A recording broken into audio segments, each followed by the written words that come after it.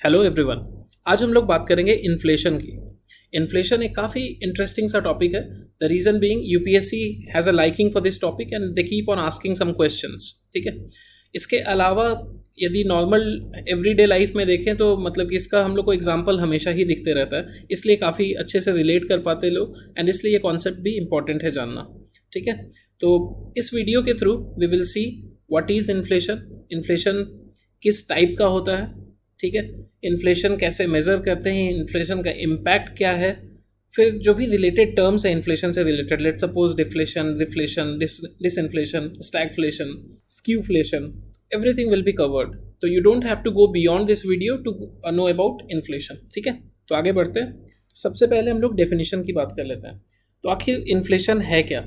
Inflation को दो तरीके से देख सकते हैं, एक तो जनरल प्राइस राइज एंड दूसरा परचेजिंग पावर। ठीक है। तो यदि बात करें, लेट सपोज अभी के लिए हम मान लेते हैं इकोनॉमी में सिर्फ एक गुड है जो कि आप खरीदते हो। लेट सपोज आपका favourite as a let suppose एक डेयरी मिल्क की चॉकलेट है। ठीक है। तो यदि मान लो आप आज डेयरी मिल्क का प्राइस है 20 रुपये और अभी 2021 है, तो 2020 में I guess it was 15 rupees, और एक दो साल और पहले चले जाए तो लेट सपोज ये 10 रुपये में भी मिलता था। ठीक है। तो इफ़ यू सी 2018 में 10 रुपये था, 2020 में 15, 2021 में 20 रुपये। तो इसका मतलब है कि प्राइस हमेशा राइज कर रहा है। ठीक है। तो हो सकता है डिफरेंट रेट से वेरी करे, लेकिन प्राइस राइज किया है, that is what you will accept. ठीक है। तो इस प्राइस राइज को हम लोग इन्फ्लेशन का नाम देते हैं। सिमिलरली यदि परचेजिंग पावर की बात करें तो इसी तरह से लेट सपोज हम 100 रुपये में 5 चॉकलेट खरीदते हैं और वही चॉकलेट को हम लोग 50 रुपीज़ में थोड़ा दिन पहले खरीद लेते थे। यदि पहले आपके पास 100 रुपये होता तो आप 5 चॉकलेट का 2 बास्केट खरीद रहे थे, और अब यदि 100 रुपये है तो सिर्फ एक बास्केट ही 5 चॉकलेट का आप खरीद पा रहे हो। तो दैट मीन्स आपका जो परचेजिंग पावर था वो पहले ज़्यादा था, मतलब उतना, मतलब कि आप 5 चॉकलेट पहले 50 रुपये में ही खरीद पा रहे थे और अब 5 चॉकलेट खरीदने के लिए आपको उसका दुगुना पैसा खर्च करना पड़ रहा है, यानी कि 100 रुपये। ठीक है। तो दैट मीन्स जो आपका परचेजिंग पावर है वो रिड्यूस हो रहा है क्योंकि प्राइस चीज़ों का बढ़ गया। तो इसको इस तरह से आप देख सकते हो परचेजिंग पावर को। ठीक है। तो ये क्यों होता है? Because of this price rise. तो ये जो प्राइस राइज है इसको हम लोग इन्फ्लेशन बोलते हैं, as we have already discussed. तो इंडिया में इन्फ्लेशन अब मेजर किया जाता है कैसे? कंज्यूमर प्राइस इंडेक्स के थ्रू। वो उसमें बहुत सारे गुड्स और सर्विसेज है जिसको कि प्राइस, जिसका कि प्राइस मॉनिटर करता है, और प्राइस मॉनिटर करके फिर उसी हिसाब से इन्फ्लेशन कितना है कितना नहीं है, general level of price rise वो डिक्लेयर करता है। ठीक है। तो अब लेट सपोज जो बास्केट है आपका, किस चीज़ का? Basket of goods and services. Let suppose उसका प्राइस है 2017 में 100 रुपये, 2018 में 106, 2019 में 113, 2020 में 118 और 2021 में प्राइस रिड्यूस हो जाता है 111। ठीक है। अब यहाँ पे देखने वाली बात ये है कि आपका यहाँ से यहाँ तक, मतलब 2017 से 2020 तक प्राइस राइज किया। ठीक है। 100 से 106, 106 से 113 और 113 से 118। तो यदि हम लोग बात करें तो ये प्राइस राइज है, तो इसे हम लोग इन्फ्लेशन कहेंगे। अब इन्फ्लेशन में भी एक रेट ऑफ इंक्रीज है। ठीक है। लेट सपोज यहाँ पे 6% है, फिर 6.6% है, बट यदि 2019 से 20 की बात करें तो प्राइस राइज तो हुआ है 113 से 118 है, तो मतलब कि 118 माइनस 113 यानी कि 5 रुपये का प्राइस बढ़ा है, बट जो रेट ऑफ इंक्रीज है, पहले देखो 6% था, 6.6% है, वो घट के अब 4.4% हो गया।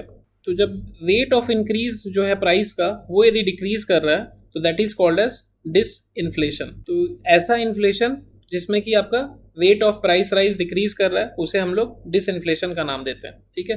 वो भी इन्फ्लेशन है बट रेट चूंकि कम हो गया तो इसीलिए हम लोग उसे बोल दिए डिस इन्फ्लेशन। फिर यदि 2020 से 21 का प्राइस देखें तो 118 से 111 हो गया, that means price he reduce हो गया। अब रेट कम नहीं हो रहा है, प्राइस बढ़ नहीं रहा है, प्राइस घट गया, तो उसको हम लोग बोलते हैं डिफ्लेशन। ऐसा सिचुएशन को डिफ्लेशन बोल देते हैं। तो आई होप इसमें कोई प्रॉब्लम नहीं है। तो आगे बढ़ते हैं। Whenever we are reading newspapers तो काफ़ी बार आप न्यूज़ में देखोगे कि कोर और हेडलाइन इन्फ्लेशन की बात हो जाती है। तो हेडलाइन इन्फ्लेशन क्या है और कोर इन्फ्लेशन क्या है? ठीक है। तो हेडलाइन इन्फ्लेशन इज़ नथिंग, मतलब कि जो हम लोग का प्रॉपर इन्फ्लेशन है, जो हम लोग का इन्फ्लेशन मेजर हो रहा है उसे हम लोग हेडलाइन इन्फ्लेशन कहते हैं। उसमें सारा तरह का प्रोडक्ट इंक्लूड हो जाता है। वहीं पे यदि कोर इन्फ्लेशन की बात करें, जैसे कि आप मान लो कोई भी टीम की, मान लो कि आपका एक क्रिकेट टीम है, ठीक है, तो वहाँ पे क्या होता है, यू हैव 11 प्लेयर्स, लेकिन आप देखोगे कि तो उसमें 5 या 6 लोग जो होते हैं कोर मेंबर्स होते हैं, ठीक है, let's suppose captain, vice captain and 3 और 4 सीनियर प्लेयर्स, और जो सीनियर एक्सपीरियंस प्लेयर्स है, तो दे फॉर्म द कोर। तो मतलब कि कोर जो है आपका पूरा जो टोटल है उसका एक छोटा सा पार्ट होना चाहिए। तो इसमें कोर इन्फ्लेशन में क्या है आपका, जो वॉलेटाइल गुड्स है, लेट्स सपोज फूड और फ्यूल, ठीक है, तो फूड और फ्यूल को हटा के बाकी सारे प्रोडक्ट्स का इन्फ्लेशन देखते हैं, ठीक है, तो उसे हम लोग कोर इन्फ्लेशन कहते हैं। ऐसा इसलिए कहते हैं क्योंकि ये वॉलेटाइल प्रोडक्ट है, तो इससे जो इन्फ्लेशन काफ़ी ज़्यादा बढ़ता है और घटता है। तो ये हो गया आपका कोर इन्फ्लेशन। तो कोर इन्फ्लेशन में हम लोग फूड और फ्यूल को हटा लेते हैं और उसके बाद फिर आपका बाकी इन्फ्लेशन को देख लेते हैं, ताकि थोड़ा मतलब कि, और ऐसा इन्फ्लेशन जो है लॉन्ग टर्म इन्फ्लेशन कैलकुलेट करने के लिए सुविधा होता है, क्योंकि इससे पता चलता है कि बाकी चीज़ का रेट कितना बढ़ रहा है, क्योंकि ये काफ़ी वॉलेटाइल होता है फूड और फ्यूल। सपोज का आज आलू का दाम 10 रुपये, कल 15 हो जाएगा, फिर परसों 12 हो जाएगा, तो इस तरह काफ़ी फ्लक्चुएशंस रहता है। तो इस कारण से हम लोग ऐसा कभी कभी मेज़र करते हैं, हालांकि उतना ज़्यादा यूज़फुल भी नहीं है। आगे हम लोग बात करते हैं डिफरेंट टाइप्स ऑफ इन्फ्लेशन का बेस्ड ऑन रेट्स। तो यहाँ पे हम लोग बात कर सकते हैं क्रीपिंग इन्फ्लेशन की, हाइपर इन्फ्लेशन की और डिस इन्फ्लेशन की, ठीक है। दे आर ऑल्सो इन्फ्लेशन, तो इसमें कोई दो राय नहीं है। अब क्रीपिंग इन्फ्लेशन क्या होता है, नॉर्मली 3 to 5% ऑफ इन्फ्लेशन को हम लोग क्रीपिंग इन्फ्लेशन का नाम देते हैं, क्योंकि normally it is considered to be good for growth of the economy, ठीक है। इसमें क्या होता है, गवर्नमेंट जो है आपका एक्सपेंडिचर कर रहा होता है, इंफ्रास्ट्रक्चर डेवलप करता है, एंड जो प्रोड्यूसर्स हैं वो भी इन्वेस्ट करते रहते हैं, एंड दे आर मोटिवेटेड। तो इस तरह का इन्फ्लेशन को हमेशा ही बढ़िया माना जाता है। फिर यदि हम लोग हाइपर इन्फ्लेशन की बात करें, तो ये एक ऐसा सिचुएशन है वेयर इन्फ्लेशन लेवल्स आपका बहुत बढ़ जाता है। लेट्स सपोज आपका high double digit, let's suppose 50% से ऊपर चला गया, 100% हो गया, 1000% हो गया, इस तरह का सिचुएशन भी देखने को मिलता है कभी कभी। तो वैसा इन्फ्लेशन को हम लोग हाइपर इन्फ्लेशन कहते हैं। इसमें क्या होता है कि करेंसी काफ़ी डिप्रिशिएट करता है, करेंसी का वैल्यू घट जाता है, ठीक है। एंड मोस्ट इम्पॉर्टेंटली आपका जो लोग है मतलब इकोनॉमी में, they lose faith on the economy. इस तरह का इन्फ्लेशन देखने में बहुत जगह मिला है, लाइक वेनेजुएला में भी देखा गया है, ईरान में भी देखा गया है, ग्रीस में भी देखा गया है, डिफरेंट टाइम में। वेनेजुएला का oil crisis is very famous तो उस समय, ठीक है। फिर ईरान में जब खमीनी जिस समय टेक ओवर किए थे, आई थिंक अराउंड 1979, उस समय देखने को मिला था। फिर यदि बात करें डिसइन्फ्लेशन का, तो disinflation we have just discussed, that is fall in the rate of inflation when the price is increasing but at a slower rate than before. तो हम लोग अभी बात किए थे कि प्राइस तो बढ़ रहा होता है, बट जो रेट है, मान लो पहले 6% था तो अब 4% हो जाएगा या 3% हो जाएगा। तो दैट इज़ व्हाट, मतलब कि प्राइस बढ़ रहा है but rate of inflation has reduced, and that is what is known as disinflation. I hope यहाँ तक कोई दिक्कत नहीं है। तो let's move ahead and talk about inflation based on reasons. अब यहाँ पे दो तरह के इन्फ्लेशन देखने को मिलेंगे, एक डिमांड पुल और एक कॉस्ट पुश, ठीक है। तो दोनों को समझते हैं। तो डिमांड पुल इन्फ्लेशन क्या है? इन्फ्लेशन बेसिकली क्या है, आपका परसिस्टेंट राइज इन प्राइस, ठीक है। तो price in rise due to exceeding demand, ठीक है, मतलब कि डिमांड बढ़ रहा है इसलिए प्राइस राइज हो रहा है। तो वैसा inflation due to increase in aggregate demand in the economy. कैसे, किनका इकोनॉमी? इंडियन इकोनॉमी का, ठीक है। अब यहाँ पे एक्सपेंशनरी फिजिकल पॉलिसी से ही हो सकता है या फिर एक्सपेंशनरी मॉनेटरी पॉलिसी से हो सकता है, ठीक है। मतलब या तो आरबीआई स्टेप ले रहा है, मतलब मॉनेटरी पॉलिसी आरबीआई, और ये फिजिकल पॉलिसी यानी कि गवर्नमेंट, तो दोनों यदि ये स्टेप लेता है तो हो सकता है। तो यदि हम लोग पहले एक्सपेंशनरी फिजिकल पॉलिसी का यदि बात करें, तो यहाँ पे क्या होगा, गवर्नमेंट अपना एक्सपेंडिचर बढ़ा सकता है या फिर आपका टैक्स रेट रिड्यूस कर देगा। तो दोनों से क्या होगा, डिमांड बढ़ेगा तो प्राइसेस राइज हो रही हैं, and that is what is demand pull inflation. जैसे गवर्नमेंट एक्सपेंडिचर कैसे करेगा, government can do different things, ठीक है।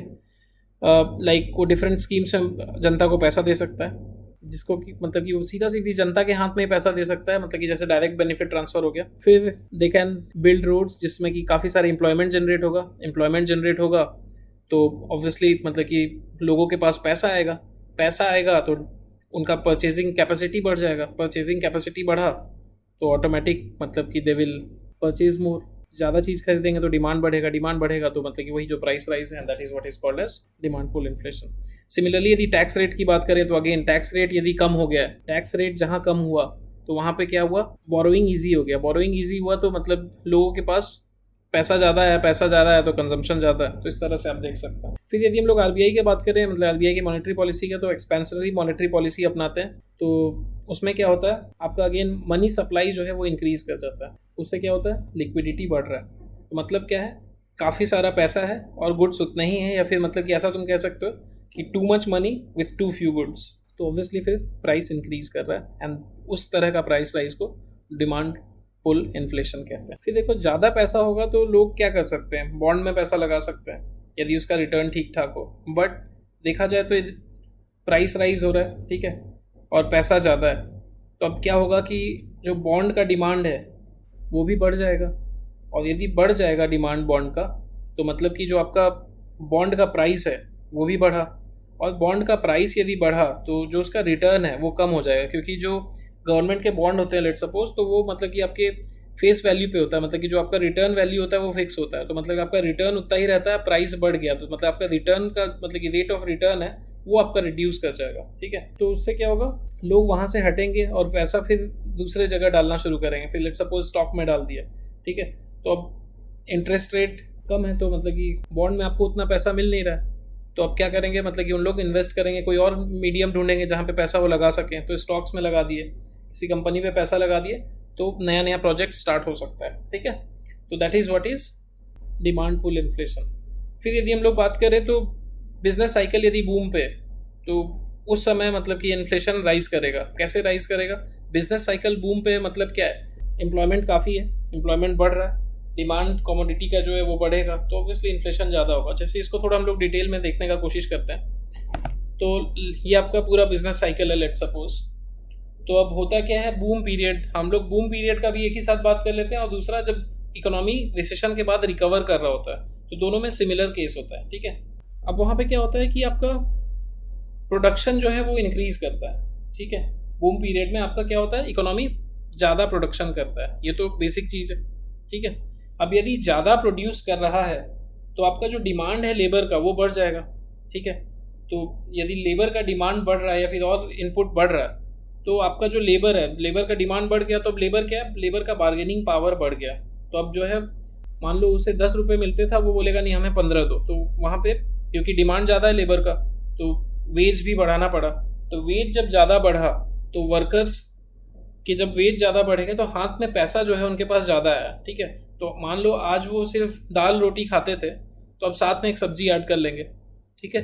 अब या फिर उसके साथ मतलब लेट सपोज रोटी में घी लगा लेंगे, तो इस तरह की चीज़ें बढ़ जाएगा। पहले मतलब लेट सपोज रोटी और ऑमलेट खा लिए, अब ब्रेड और ऑमलेट खाएंगे। तो इस तरह से मतलब कि उनके पास ज़्यादा पैसा होगा तो ज़्यादा एक्सपेरिमेंट करेंगे। They can go for pasta, they can go for anything, ठीक है। तो मतलब कि डिमांड फॉर गुड्स इंक्रीज करेगा। मतलब कि मान लो अभी वो 5 चीज़ खरीदते थे, 7 चीज़ खरीदेंगे। लेट सपोज पहले वो नॉर्मल घर में दही जमा लेते थे, अब वो पैकेटेड दही लेना शुरू कर देंगे, या फिर इस तरह मतलब कंज्यूमरिज्म बढ़ेगा, डिमांड बढ़ेगा तो प्रोडक्ट्स बढ़ेगा, and that is what you have to realise, ठीक है। तो इस कारण जो प्रोडक्ट्स है उसका प्राइस बढ़ेगा क्योंकि डिमांड अब बढ़ चुका है। तो ये इस तरह से आपका बिजनेस साइकिल रिपीट करते रहता है। इसी को यदि हम लोग ढंग से देखेंगे फिलिप्स कर्व में तो अच्छे से दिखाएगा, ठीक है। जैसे यदि बिजनेस साइकिल बूम पे है, ठीक है, तो अब उसमें क्या होगा, यदि देखोगे तो अनएम्प्लॉयमेंट यदि घट रहा है तो इन्फ्लेशन आपका बढ़ रहा है। मतलब कि लेट सपोज अनएम्प्लॉयमेंट पहले बहुत था, यहाँ था, अब अनएम्प्लॉयमेंट यहाँ है, तो देखो तो इन्फ्लेशन भी आपका बढ़ गया है। फिर यदि अनएम्प्लॉयमेंट बढ़ रहा है तो इन्फ्लेशन घट रहा है। तो नॉर्मली जब बूम होता है बिजनेस साइकिल में तो अनएम्प्लॉयमेंट कम है तो इन्फ्लेशन ज़्यादा होता है, एंड जब रिसेशन में चले जाते हैं हम लोग तो उल्टा हो जाता है। फिर वहाँ पे अनएम्प्लॉयमेंट बढ़ जाता है, तो वहाँ पे क्या होगा, मतलब कि लोग को फायर कर दिया जाता है थोड़ा, तो आपका इन्फ्लेशन भी जो है वो घट जाता है क्योंकि उतना डिमांड नहीं होता प्रोडक्ट का। तो that is what is Phillips curve, ठीक है। आगे बढ़ने से पहले हम लोग समझ लेते हैं कि बिजनेस साइकिल को मैनेज कैसे करते हैं, क्योंकि बहुत बार होता क्या है कि इन्फ्लेशन बढ़ते बढ़ते काफ़ी ज़्यादा बढ़ने लगता है, and that raises some concern, ठीक है। तो इकोनॉमी में थोड़ा सा रेड फ्लैग जनरेट कर देता है। तो हम लोग बिजनेस साइकिल को 2 तरीके से कंट्रोल कर सकते हैं, एक तो काउंटर साइक्लिकल पॉलिसी अपना के, और या फिर एक प्रो साइक्लिकल पॉलिसी को अपना के, ठीक है। तो नॉर्मली जब ग्रोथ ज़्यादा हो रहा होता है, मतलब कि आप बूम वाले फेज़ में, मतलब कि लेट सपोज ये एक्सपेंशन वाले फेज़ में या फिर रिकवरी और एक्सपेंशन वाले फेज़ में, तो यू सी ग्रोथ तो होता ही रहता है, बट उसी बीच में ना बहुत बार होता है कि इन्फ्लेशन काफ़ी ज़्यादा, मतलब कि प्राइस राइज जो है काफ़ी ज़्यादा हो जाता है। तो मतलब कि वो इंक्रीज़ करते करते लेट सपोज मतलब कि जो नॉर्मल प्राइस था उससे 10% हो गया, 15% बढ़ने लगा। तो गवर्नमेंट जो है थोड़ा सा मतलब कि कॉशियस हो जाती है कि अब जो है बहुत ज़्यादा प्राइस बढ़ रहा है, now we will have to take note of this and इसे थोड़ा कंट्रोल करना पड़ेगा ताकि प्राइस उतना ज़्यादा भी ना बढ़े। मतलब 1%, 2%, 3%, 5% इस तरह बढ़े तो फिर भी वो समझ में आता है। बट अचानक से यदि बहुत ज़्यादा प्राइस का फ्लक्चुएशन होगा तो that is a matter of concern for all the economies, क्योंकि आपका बैलेंस ज़रूरी होता है, मतलब कि स्टेबिलिटी ज़रूरी होता है। तो वोलेटिलिटी कम हो तो ज़्यादा बेटर है। You have to be predictable economy में, क्योंकि यदि बहुत ज़्यादा वोलेटिलिटी होगा तो आपका बाहर से इन्वेस्टमेंट भी कम आएगा। एंड इंडिया में भी जो इन्वेस्टर्स हैं वो थोड़ा डरेंगे कि हमारा इकोनॉमी जो है वो सेटल्ड नहीं है, वो अनप्रेडिक्टेबल हो जाता है, कभी भी वॉलेटाइल हो जाता है। तो उस केसेस में मतलब कि गवर्नमेंट क्या करती है कि मतलब तो गवर्नमेंट क्या करती है मतलब कि देश है कि हम लोग इन्फ्लेशन को टारगेट करेंगे। इंडिया में भी वो स्ट्रक्चर्ड है कि इन्फ्लेशन टारगेटिंग का मेथड है, जिसमें कि हम लोग का इंडिया में लगभग 4 ± 2% का इन्फ्लेशन को हम लोग टारगेट करते हैं कि मतलब कि 2% से 6% से ज़्यादा ना हो, 2 to 6% के बियॉन्ड ना हो, 2 से कम ना हो, 6 से ज़्यादा ना हो। ठीक है, तो अब इसे मैनेज कैसे करते हैं तो वो देखते हैं। तो लेट सपोज जब मतलब इसमें 2 फेज़ हो सकता है, तो लेट्स सी वो मैनेज कैसे करते हैं। तो let suppose market is in expansionary phase, ठीक है, बूम का समय है, मतलब ग्रोथ ज़्यादा है, इन्फ्लेशन भी काफ़ी है। ठीक है, तो अब सरकार बोलता है कि अब हमें इन्फ्लेशन को कंट्रोल करना है, तो वो क्या करेगा, अभी चूंकि एक्सपेंशन हो रहा है इकोनॉमी में, प्रोडक्शन बढ़ रहा है, एम्प्लॉयमेंट जनरेट हो रहा है, डिमांड ज़्यादा है, तो प्राइस राइज ज़्यादा बढ़ रहा है। तो अब सरकार बोलेगा कि अब हम लोग इसे टैकल कर लेते हैं, तो they will introduce contractionary policy. मतलब क्या करेंगे वो, इन शॉर्ट मनी सप्लाई को रिड्यूस कर देंगे, मतलब कि जो जनता के पास पैसा है खर्च करने के लिए उसे रिड्यूस कर देंगे।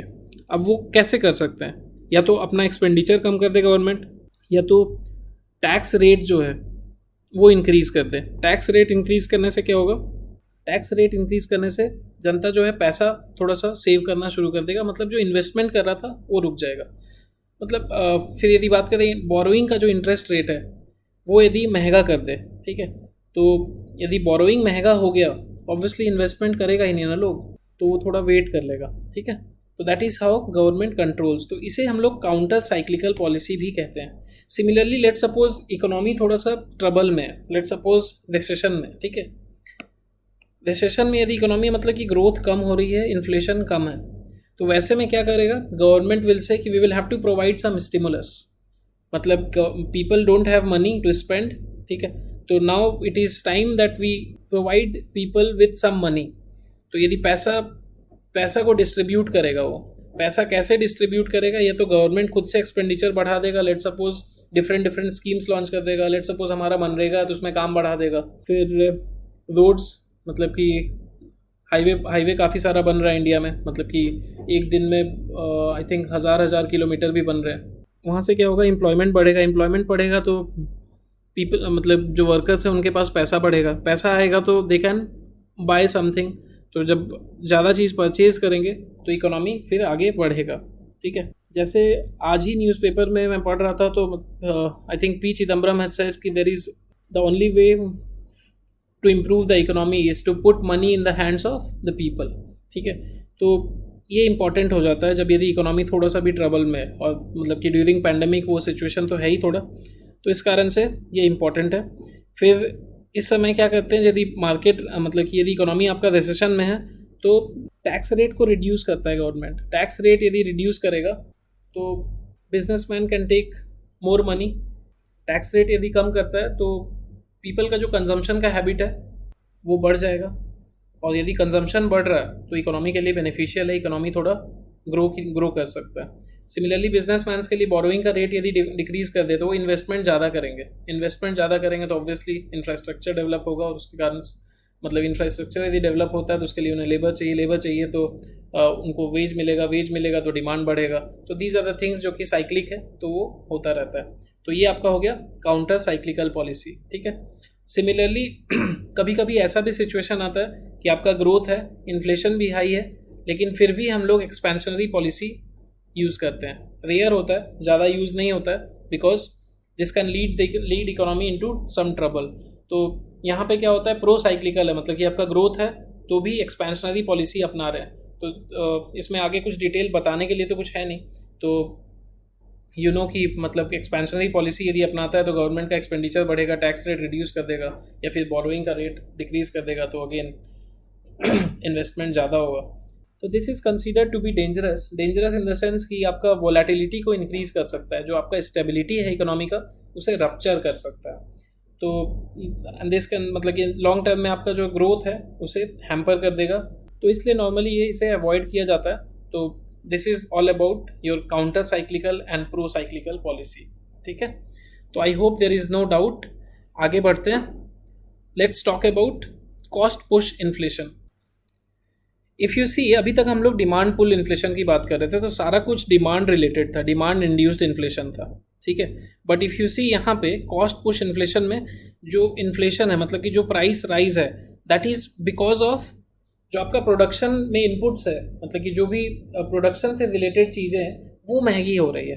लेट सपोज अचानक से आपका वेजेस जो है लेबर का वो बढ़ गया, मतलब ऐसा केस मान सकते हो कि अचानक से अर्थक्वेक आया या ड्रॉट आया या कुछ, मतलब कि डेथ्स हो गए सडनली काफ़ी सारे लोगों के, एंड आपका जो एम्प्लॉई है वो कम हो गया, तो मतलब जो स्किल्ड एम्प्लॉई आपको चाहिए वो कम हो गया। ठीक है, अब यदि वो कम हो गया आपका तो आपके पास लिमिटेड एम्प्लॉयज़ है, तो अब क्या होगा कि आपका शॉर्टेज हो गया, तो इस कारण से आप ज़्यादा पैसा देना पड़ रहा है, तो इस कारण से आपका जो इनपुट कॉस्ट है वो इंक्रीज कर रहा है। तो that is what is cost push inflation. ठीक है, सिमिलरली जैसे राइज ऑफ वेजेस है, वैसे उसके अलावा मतलब कि जो आपका इनपुट प्रोडक्ट है, मतलब कि आप मान लो प्रोडक्ट ए डालते हो जिसके कारण से प्रोडक्ट बी निकल रहा है, तो जो रॉ मटेरियल है उसका यदि प्राइस बढ़ जाए तो again that can push the cost of the product. ठीक है, उसके अलावा क्या रीज़न हो सकता है प्राइस बढ़ने का, मतलब कि इनपुट कॉस्ट बढ़ने का?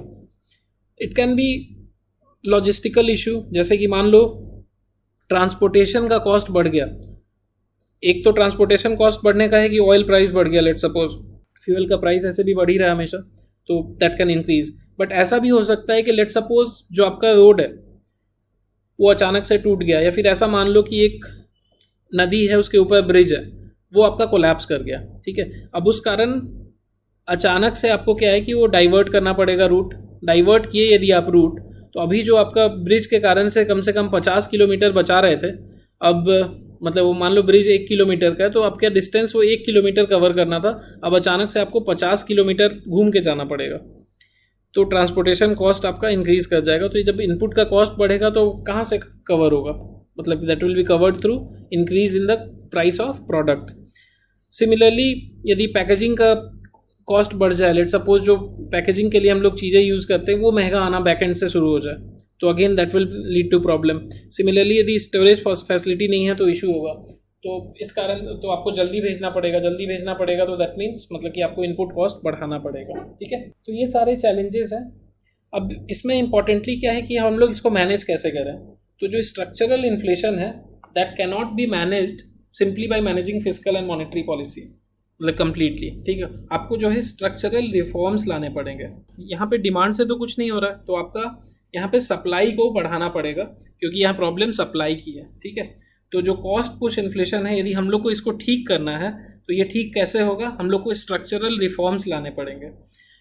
स्ट्रक्चरल रिफॉर्म से कहने का मतलब ये है कि आपको ऐसे स्टेप्स लेने पड़ेंगे जिससे कि आपका ईजी हो पाए, मतलब कि आप इनपुट कॉस्ट रिड्यूस कर पाए। ठीक है, स्ट्रक्चरल रिफॉर्म्स कहने का मतलब ये है कि आप इनपुट कॉस्ट को रिड्यूस कर पाओ। जैसे आपका यदि मान लो कोई बिजनेस करना चाहता है कहीं पे, लाइक लेट सपोज इंडस्ट्रीज बहुत सारी इंडस्ट्रीज जैसे बिहार में नहीं है, क्योंकि वहाँ बोलता है कि बिजनेस करना डिफिकल्ट है, या फिर आप इंडिया को कंपेयर करोगे बाकी जगह से, तो मतलब कि कॉर्पोरेट से कि इंडिया में बिजनेस करना इज स्लाइटली डिफिकल्ट, डिसीजंस इतने जल्दी नहीं ले पाते। जैसे चाइना में मतलब कि that's not a democratic setup, but वहाँ पे थोड़ा सा बिजनेस इन्वायरमेंट बेटर है, मतलब कि आज यदि मतलब कि एंट्री करना चाहे तो मतलब कि 2-3 महीने में आराम से सब कुछ सेट हो जाता है उनका पूरा industry.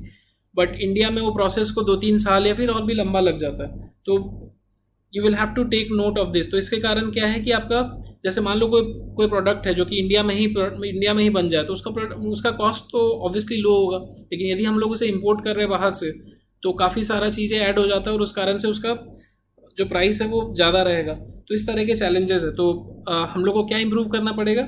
Ease of doing business. तो मतलब कि एंट्री को इजी करना पड़ेगा, या फिर कोई कंपनी यहाँ से निकल के दूसरे स्टेट में बिजनेस करना चाहता है तो हमें वो सब प्रोवाइड करना पड़ेगा जिससे कि बिजनेस को करना ईजी हो पाए। फिर उससे क्या होगा कि आपका लॉजिस्टिकल कॉस्ट भी इंप्रूव कर सकता है, क्योंकि यदि कंपनी हर जगह फैल रही है तो सब जगह सामान को पहुंचाना भी थोड़ा इजी होगा। तो that can lead to better logistics facility, transportation easy हो जाएगा। तो अगेन प्राइस रिड्यूस हो सकता है, तो इस तरह इन्फ्लेशन रिड्यूस हो सकता है। फिर it can be manage through, फिर we can create more cold storage, we can, फिर सामान रखने के लिए जो वेयर हाउसेज होते हैं वो हम लोग बढ़ा सकते हैं। फिर यदि बात करें हम लोग फ्यूल का, तो देखो फ्यूल प्राइसेस हमेशा बढ़ रहा है तो कॉस्ट हमेशा बढ़ने के चांसेस है, तो हम लोग को डाइवर्सिफाई करना पड़ेगा। जैसे कि हम लोग ग्रीनर फ्यूल की तरफ तो बढ़ ही रहे हैं, जैसे बहुत सारे कंट्रीज़ भी और इंक्लूडिंग इंडिया, मतलब we are moving towards greener fuel, क्योंकि हम लोग को डाइवर्सिफाई करने पड़ेगा, क्योंकि फॉसिल फ्यूल्स काफ़ी महंगा और बाद में एक्सटिंक्ट भी हो जाना है। तो ये सारे चीज़ को करना पड़ेगा। तो ये बेसिकली ये सब स्ट्रक्चरल रिफॉर्म की बातें हैं। तो इसलिए इसको मैनेज करने के लिए कॉस्ट पुश इन्फ्लेशन को we will have to take note and move towards this by reforming our system. तो let's move ahead. Like we said कि कोई कोई कंट्री आपका 7% 8% इन्फ्लेशन के बाद बोलेगा कि इन्फ्लेशन ज़्यादा हो रहा है, now we will have to control the rise in price. Similarly India also has a inflation target, तो for that you have a monetary policy strategy that is used by RBI. तो RBI क्या करता है, मतलब कि it maintains the price level within a range और a certain level. तो वो लेवल क्या है हमारा, एज आई सेड ऑल्सो थोड़ा देर पहले, 4% ±2%। कहने का मतलब है 2% से कम नहीं होना चाहिए और 6% से ज़्यादा नहीं होना चाहिए। तो इसी के बीच में आपका इन्फ्लेशन रहना चाहिए, and that has been agreed by the government. Government basically meeting किया था आरबीआई के साथ, and through monetary policy framework agreement ऐसा तय हुआ है कि इन्फ्लेशन को हमें कंट्रोल करना है यहाँ पे। और कैसे कंट्रोल करना है, RBI can increase decrease the rate, repo rate बढ़ा सकता है, घटा सकता है, ताकि बैंक जो है लेंडिंग अपना वो उसी हिसाब से कंट्रोल कर पाए, कितना पैसा मार्केट में होना चाहिए, कितना पैसा जनता के पास होना चाहिए। तो these all things are taken care of, and इस तरह से आपका इन्फ्लेशन को हम लोग टारगेट करते हैं through FITF। So now moving ahead, let's look at the measurement of inflation. अब इन्फ्लेशन को मेज़र करने के लिए हम लोग को दो चीज़ का नॉलेज होना चाहिए, WPI और CPI। क्योंकि अभी हम लोग थोड़ा दिन पहले तक, मतलब कि 2014 तक WPI को we were using it for inflation measurement, ठीक है। बट आफ्टर 2014 हम लोग CPI को यूज़ कर रहे हैं। CPI में भी 3 तरह के CPI होते हैं, तो मतलब कि CPI combined is being used for headline inflation, ठीक है। अब प्रीलिम्स के पॉइंट ऑफ व्यू से we should have that knowledge कि WPI आपका मेजर कौन करता है। WPI को जो पब्लिश करता है that is office of economic advisor, DPIIT। DPIIT क्या है, department of promotion for industry and internal trade. तो that is what is DPIIT, और ये मिनिस्ट्री ऑफ कॉमर्स का पार्ट है। That is what you should no. WPI में कोई indexation नहीं है, जैसे कि CPI में आपका CPI rural, CPI urban, CPI combined होता है, यहाँ पे ऐसा कुछ नहीं है। And was the headline inflation till 2014, that is what we will have to use. इसके अलावा जो एक इम्पॉर्टेंट पार्ट है WPI में, वो है कि इसमें गुड्स तो होता है बट सर्विसेज नहीं होता है। मतलब जो बास्केट ऑफ गुड्स है, मतलब उसमें, मतलब कि जैसे CPI जो मेजर करते हैं उसमें गुड्स एंड सर्विसेज दोनों ही हैं, बट जो इसका बास्केट है WPI का, उसमें सर्विसेज नहीं थे। तो that is one of the reasons, क्योंकि सर्विस साइड में भी इंडिया काफ़ी आगे गया है, तो we have started using CPI as our headline inflation. तो यदि CPI की बात करें तो CPI को पहले लेबर ब्यूरो, मतलब मिनिस्ट्री ऑफ लेबर पब्लिश करता था, but since 2012 national statistical office, जो ministry of statistics and programme implementation के तहत आता है, वो पब्लिश करता है। तो this is what you should know. And from 2014 CPI जो है आपका has been used as the headline inflation in India, ठीक है। अब जो प्रीलिम्स में एक और चीज़ आ सकता है, कभी कभी ये वेटेज पूछ लेता है कि WPI में किस तरह से कैटेगराइजेशन है और किस तरह का वेटेज है। तो WPI में 3 कैटेगरीज है। एक तो फूड प्रोडक्ट्स का है, that is 22.6%, power and fuel 15.3%, और जो मैक्सिमम चीज़ें डाला हुआ है वो मैन्युफैक्चर्ड आइटम्स में 62.3%, ठीक है। तो सबसे ज़्यादा वेटेज मैन्युफैक्चर्ड आइटम्स का है, सबसे कम आपका पावर एंड फ्यूल का है। सिमिलरली यदि हम लोग बात करें कंज्यूमर प्राइस इंडेक्स का, तो इट हैज़ 6 कैटेगराइजेशन। तो पहला let suppose food and beverages है, तो वो 45.86% है, तो सबसे ज़्यादा वेटेज फूड एंड बेवरेजेस का है। फिर पान, टोबैको एंड इंटॉक्सिकेंट्स की बात करें तो दैट इज़ 2.38%। इतना ज़्यादा कंजम्पशन है कि इसे अलग से कैटेगराइज कर दिया है सरकार ने। फिर क्लोथिंग एंड फुटवियर तो वो 6.58% है। हाउसिंग मोस्टली रेंटल को कंसीडर करते हैं तो दैट इज़ 10% के अराउंड। फिर fuel and lights that is 6.8%। And miscellaneous को यदि बात करें तो दैट इज़ 28.3%। ठीक है, तो सबसे ज़्यादा वेटेज किसका है? फूड एंड बेवरेजेस का। सबसे कम पान, टोबैको एंड इंटॉक्सिकेंट 2.38%। तो चलिए आगे बढ़ते हैं। Let's talk about the benefits of measuring inflation. तो इन्फ्लेशन को मेजर करने के फ़ायदे क्या क्या हैं? तो it can have different benefits. सबसे पहला तो जो मेजर है, इन्फ्लेशन टारगेटिंग को हेल्प करता है, तो इसलिए इन्फ्लेशन को मेजर करना इंपॉर्टेंट हो जाता है, जो कि अभी आपका CPI कंबाइंड उसके थ्रू करते हैं, that is our headline inflation. ठीक है, तो इतना सफिशिएंट है। इसके अलावा यदि हम लोग बात करें तो ये आपका मैक्रो इकोनॉमिक स्टेबिलिटी प्रोवाइड करता है। कहने का मतलब है, यदि मान लो आपका फ्लक्चुएशंस बहुत ज़्यादा है, मतलब कि प्राइस राइज बहुत ज़्यादा है, या फिर प्राइस फ्लक्चुएशंस बहुत ज़्यादा है। लेट सपोज आज टमाटर 10 रुपये का, कल 100 रुपये का, कल फिर 50 का, परसों फिर 50 का हो गया, फिर 70 का हो गया, फिर 30 का हो गया, तो दैट इज़ स्लाइटली डिस्टर्बिंग। देखो, हर चीज़ में स्टेबिलिटी होना पसंद है। Let suppose if you are into a job, तो आप चाहते हो कि स्टेबल हो। यदि आप एक घर लेके रहे हो तो सोचोगे कि 6-8 महीना तो रह ले, unless you are a student who wonders every month and says कि अच्छा चलो आज यहाँ रह लिया, अगले महीना वहाँ, अगले महीना वहाँ। That's very difficult for a common man, for a normal man. तो we always look for stability. Similarly our economy also looks for stability. तो मैक्रो इकोनॉमिक स्टेबिलिटी के लिए इन्फ्लेशन बहुत ज़रूरी है। तो वी से कि इन्फ्लेशन कम होना चाहिए, मतलब कि एक बहुत बेसिक लेवल पे होना चाहिए, और इस कारण से ये इन्फ्लेशन का मेजरमेंट इंपॉर्टेंट हो जाता है कि जब भी लेट सपोज अब 6% से ज़्यादा होगा तो वी आर मतलब कि रेड फ्लैग्ड, और फिर हम लोग कॉशियस हो जाते हैं, कॉन्शियसली फिर डिसीजंस लेते हैं कि कैसे वो इन्फ्लेशन को कम किया जा सके। ठीक है, फिर इन्फ्लेशन मेजरमेंट का क्या यूज़ है? इन्फ्लेशन मेजरमेंट देखो इंटरेस्ट रेट को फिक्स करने में हेल्प करता है। अब देखो, लेंडिंग और बोरोइंग का एक्टिविटी हमेशा चलते रहता है। हाई इन्फ्लेशन यदि है तो that is going to hurt lenders and borrowers को फ़ायदे में रखता है। तो देखो, जैसे एक पर्सन है A, वो B को 100 रुपये दे देता है, मान लो अभी 2021 में, ठीक है, और बोलता है कि 8% इंटरेस्ट से मेरे को अगले साल पैसा वापस कर देना। मतलब यदि 2022 में उसे कितना देना होगा? 108 रुपये। ठीक है, अब यदि बात करें इन्फ्लेशन, वो है 5% का, तो जो भी चीज़ आज 100 रुपये का है, अगले साल वो 105 रुपये का होगा। ठीक है, मतलब अगले साल वो 105 रुपये का होगा। तो अब जो रियल इंटरेस्ट रेट है, यहाँ पे कॉन्सेप्ट आ जाता है रियल और नॉमिनल इंटरेस्ट रेट का। तो जो रियल इंटरेस्ट रेट क्या होगा? ये आपका जो 8% था, nominal interest rate minus inflation, तो दैट इज़ 5%, यानी कि 3% बेसिकली। तो बोरोवर को क्या हुआ? 3% ही एक्चुअल में देना पड़ा, क्योंकि आपका रुपये का वैल्यू तब मतलब कि घट गया। तो for borrower B the interest rate is actually 3% and not 8%। तो इस तरह से इंटरेस्ट रेट को फिक्स करने में सुविधा हो सकता है कि कितना परसेंट इंटरेस्ट बढ़ा सकते हैं, इसे लिंक भी कर सकते हैं। ठीक है, फिर it can be use to make policies on distribution, की पैसा कैसे डिस्ट्रीब्यूट कर रहे हैं। जैसे कि इसमें भी वैसे ही सिमिलर सा कॉन्सेप्ट यदि हम लोग यूज़ करें, तो लेट सपोज एक गवर्नमेंट एम्प्लॉई है जिसे पेंशन मिल रहा है, ठीक है, तो उसे पेंशन लेट सपोज मिलता है 10,000 पर मंथ। ठीक है, अब यदि बात करें उसको 2021 में भी उतना ही मिल रहा है, 2022 में भी उतना ही मिलेगा, लेट सपोज 10,000 रुपये पर महीना।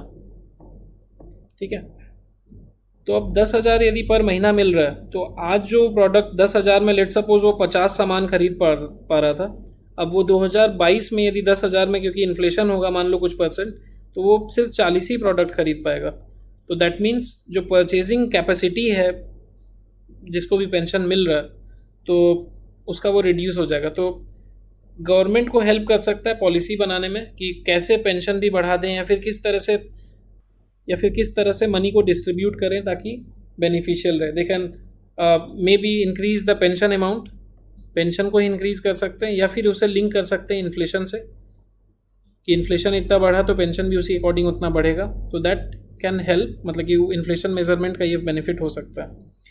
उसके बाद एक इम्पॉर्टेंट चीज़ और भी ये करता है इन्फ्लेशन मेजरमेंट, क्या कर सकता है कि आपको रुपये को स्टेबल कैसे रखा जाए बाकी डिफरेंट करेंसी, मतलब इंटरनेशनल करेंसी के रिस्पेक्ट में।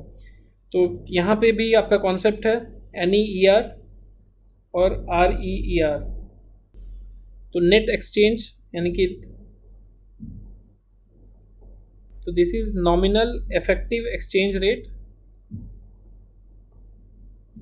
और REER है रियल इफेक्टिव एक्सचेंज रेट। ठीक है, तो अब क्या करता है, जैसे लेट सपोज इंडिया का इन्फ्लेशन USA से ज़्यादा है, ठीक है, तो रूपी जो है आपका that will depreciate against dollar if everything else is constant.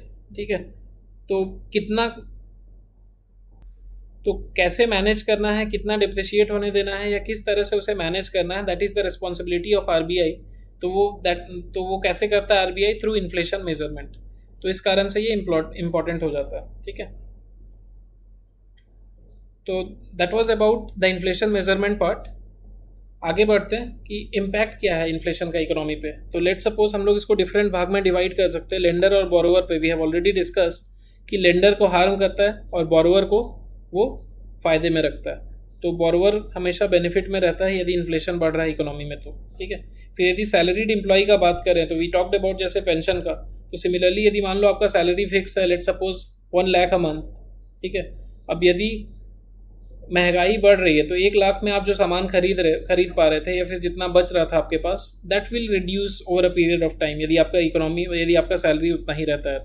तो what can be done is dearness allowance करके एक कंपोनेंट होता है सैलरी में, तो that can be increase so that मतलब कि आपका inflation can be tackled for a salaried employee. ठीक है, फिर यदि सेल्फ एम्प्लॉयड है तो बहुत ज़्यादा शॉर्ट टर्म में तो नहीं फर्क पड़ेगा, बट यदि मतलब लॉन्ग टर्म की बात करें या फिर हाइपर इन्फ्लेशन होगा तो it will affect the self employed person negatively. ठीक है, यदि हम लोग सेविंग्स की बात करें तो the real value of savings will reduce. ठीक है, तो मतलब आप देख ही रहे हो कि यदि पहले मान लो 10 रुपये में पेन खरीदते थे और 12 रुपये देना पड़ता है, मतलब कि आपका जो सेविंग वाला जो पैसा है that will in real terms reduce. ठीक है,